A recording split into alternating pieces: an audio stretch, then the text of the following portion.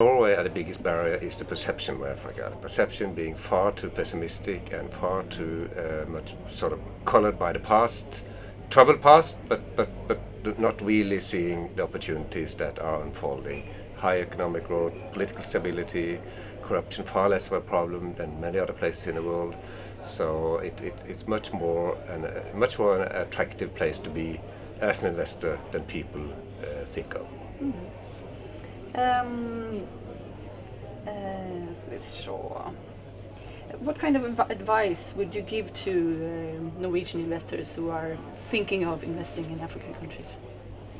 Well, that's a bit depending on who you are. I mean, are you an industrial company wanting to set up a subsidiary or a financial investor? So I think that depends very much on who you are. Of course, the general advice is make sure that you have partners that understand the local terms and conditions, the culture. So partners, to me, or at least in our strategy, I mean, the most important thing we do is really choosing the partner. So partner, I would say, and I think that's also the case for other investors.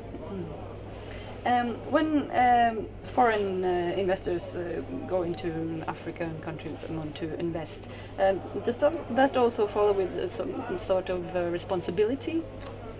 Well, like every place else in the world. I mean, as an investor, you should be a responsible investor.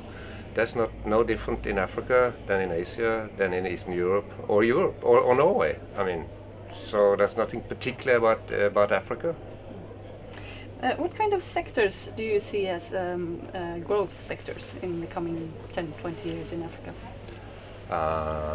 Energy that we are in, banking sector, financial institution will grow rapidly over the next few decades. And then what is in English called fast-moving consumer goods, food and other sort of products that consumers, the rapidly growing middle class, would like to buy and consume.